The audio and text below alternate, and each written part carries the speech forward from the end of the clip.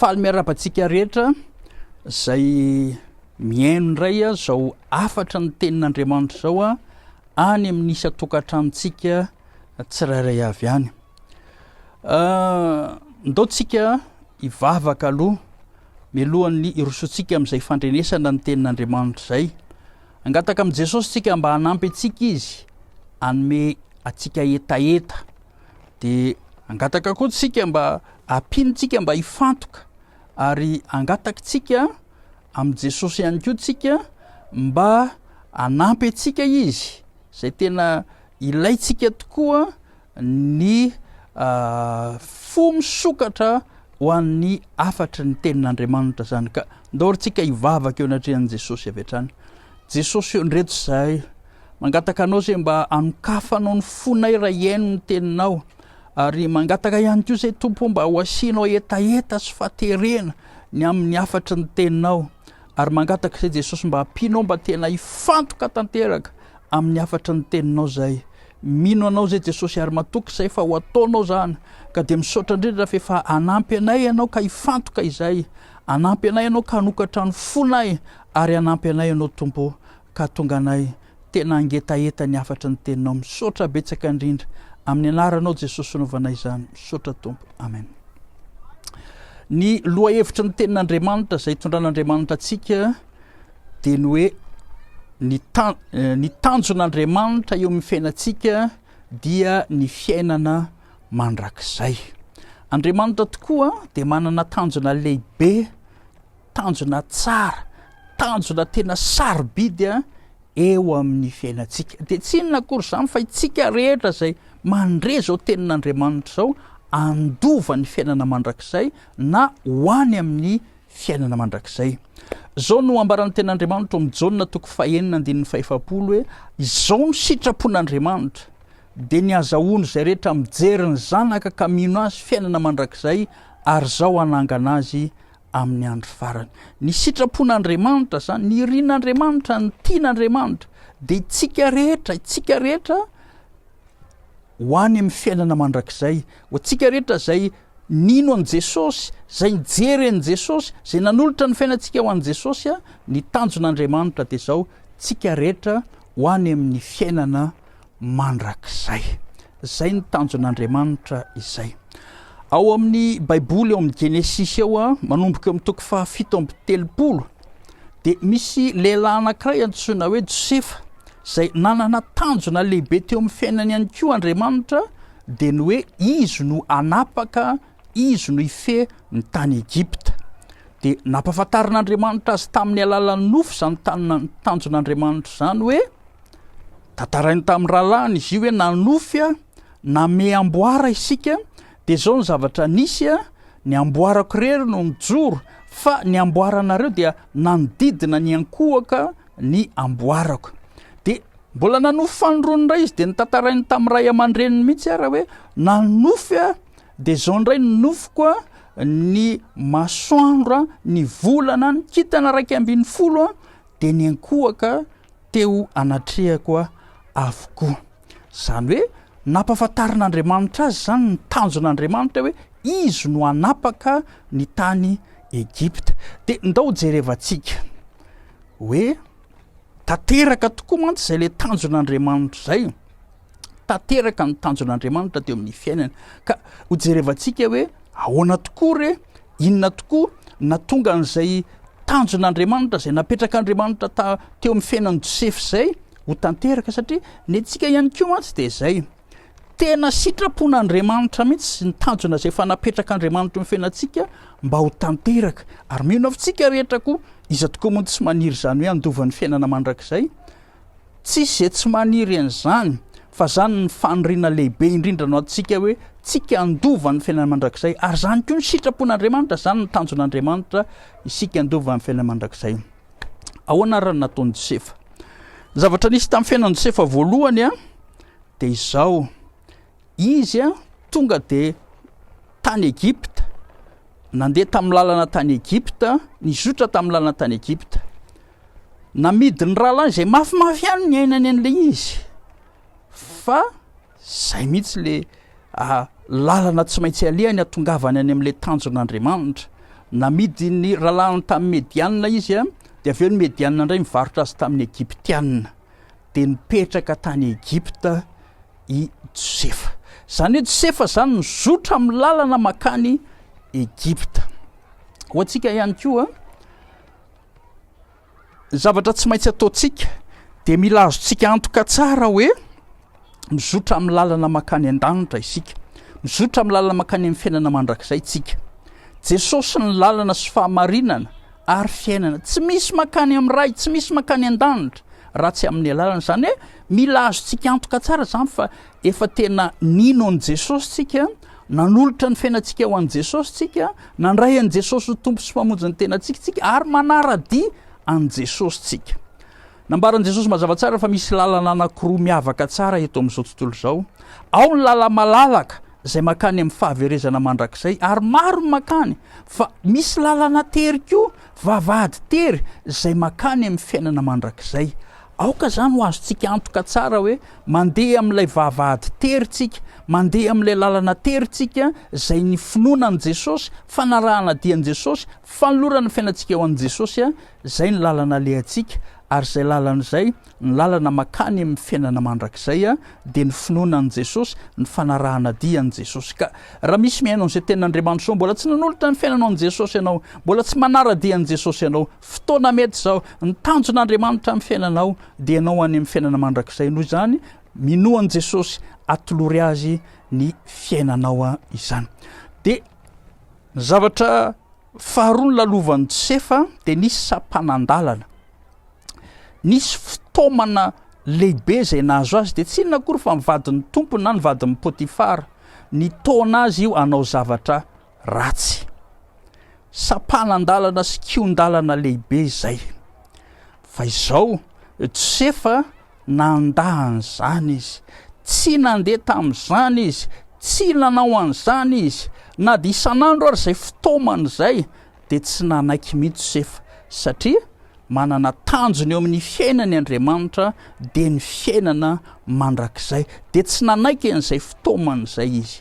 Ho antsika ihany koa azadino fa amin'izao lalantsika ho any amin'ny fiainana mandrakizay zao, zao lalantsika ho any an-danitra zao, de misy sampanan-dalana. Tsika nge de manana fahavalo de Satana, ary Satana de mitona antsika foana hiala amin'io lalana tery zay makany an-danitra io, fa hifindra any amin'ilay lala malalaka, de manisy sampanan-dalana izy hivilianantsika any, mitona Satana. Indrindra fa amin'izao vaninandro farany zao tena misy fitaomana be de be mihitsy zay ataon'ny Satana. Amin'izao vaninandro farany tena mampanao zavatra, nampanao zavatra ny vadin'ny Pôtifara de nampanao zavatra ny Josefa, ary zavatra tsy araka ny sitrapon'Andriamanitra ny nampanaoviny azy, nasainy nataony sy nangatana nataony, fa Josefa tsy nanaiky. Satana de tsy mitsahatra manatona antsika izy, mampanao zavatra, mangataka antsika hanao zavatra, ary matetika izy ireny de zavatra mifanohatra amin'ny tenin'Andriamanitra, zavatra tsy araka ny tenin'Andriamanitra, zavatra tsy araka ny sitrapon'Andriamanitra. Tomintsika ankahala, tomintsika anaraka fampianaran-diso, tomintsika hiaino fampianaran-diso, tomintsika ino zavatra diso, tomintsika hiaino zavatra diso, ka mila mitandro antsika fa misy ny sampanan-dalana, tomintsika anota, tomintsika tsy andeha araky ny tenin'Andriamanitra izany. De mila mitandro antsika hoe zay lazain'Andriamanitra ihany zay ny Josefa, zay nasain'Andriamanitra taony ihany, zay nambaran'Andriamanitra ihany de zay ny zavatra narahany izany, tsy voataona n'le sampanan-dalana izy. Zay zany faharoa, azadino zany fa misy ny fitaomana zay ataon'ny Satana, misy ny sampanan-dalana. Fahatelo farany de tany an-tranomaizina Josefa. Mihiboka tany an-tranomaizina izy, mihiboka tany an-tranomaizina Josefa. Zany moa de hitantsika eo amin'ny Genesisy manomboka eo amin'ny 7:30 ao, de nahitantsika ny Josefa nihiboka tany an-tranomaizina. De rehefa tany an-tranomaizina Josefa nihiboka tany izy, de izao ny zavatra nampiavaka ny Josefa, ary zavatra hita tamin'ny Josefa, tsy hoe nihiboka tany an-tranomaizina izy de reraka ny ara-panahiny. tsy hoe niboka tany an-tranomaisina izy dia tafasaraka tamin'Andriamanitra, tsy hoe niboka tany an-tranomaisina izy dia tsy mifandray tamin'Andriamanitra, fa na dia niboka tany an-tranomaisina ary izy dia mbola voambaran'ny tenin'Andriamanitra hoe nambin'Andriamanitra izy, notahian'Andriamanitra izy ny lasa mpanapaka tao amin'ny tranomaizina, ary tao ara nisy mpanompon'ny mpanjakana ny nofy dia mbola fahasoavana tao amin'ny Josefa ny nilazany hoe zao ny nofiny a, zao ny nofy a, zao ny hevitry ny nofy. Zany hoe Josefa zany nambin'Andriamanitra, nitahian'Andriamanitra, nampiasain'Andriamanitra tao an-tranomaizina satria nifandray tamin'Andriamanitra foana izy a, tsy nisaraka tamin'Andriamanitra izy a, nahery foana ny ara-panahiny a, natanjaka foana ny ara-panahiny. Manana tanjona lehibe eo amin'ny fiainantsika Andriamanitra dia tsika andovan'ny fiainana mandrakizay. Josefa moa niboka tao an-tranomaizina fa tsika koa zao miboka ao an-trano, miboka any an-trano zao amin'ny tsirairay avy. Mandritra tsika miboka any an-trano io a dia mila fitandremana mba tsy ho reraka ny ara-panahintsika, mba tsy ho kivontsika, mba tsy hiala amin'Andriamanitra tsika, mba tsy anapaka ny fifandraisantsika amin'Andriamanitra tsika. Fa ny zavatra tokony ataontsika raha tiantsika no tanteraka ary zay mihitsy ny tian'Andriamanitra tanteraka ny tanjona lehibe dia mila mifandray amin'Andriamanitra foana tsika. Atsarao foana ny fifandraisantsika amin'Andriamanitra amin'ny alalan'ny vavaka, amin'ny alalan'ny hira fiderahana, amin'ny alalan'ny famakiana baiboly. Aoka tena atanjaka foana ny ara-panahintsika, ahery foana ny ara-panahintsika, androso foana ny ara-panahintsika, fa zay no atonga antsika ahatratrarantsika n'ilay tanjon'Andriamanitra. Fotoana zany hijerevantsika ny ara-panahintsika sy ny fiainam-panahintsika hoe manahoana, matanjaka tsara ve, mandroso tsara ve, mahery tsara ve. Fa zany ny zavatra nisy tamin'ny Josefa, ary dia tao ambadika izay dia tonga tao amin'ilay tanjon'Andriamanitra izy. Ny tompo anay tahantsika manana tanjona lehibe eo amin'ny fiainantsika, ary tanjona tena faran'izay tsara sarobidy indrindra dia ny fiainana mandrakizay Andriamanitra. Ny zavatra tokony ataontsika ary ny zavatra ampianariny tompo antsika mba tonga antsika hatratran'izay tanjon'izay, ary mino afintsika rehetra maniry an'izany daholo. Voalohany indrindra aloha tahaka ny Josefa mila mizotra amin'izany lalana izany tsika. Tahaka ny Josefa izay nizotra ny lalana tany Egypte izy, tsy hoe nijanona tany amin'ny tany Kanana izy fa tonga dia tany Egypte izy, na dia mbola vao zaza sy tanora iny ary izy dia fa tonga dia tany Egypte sady tany izy no niaina, tany izy no mipetraka, dia izay nahatonga azy lasa mpanapaka ny tany Egypte.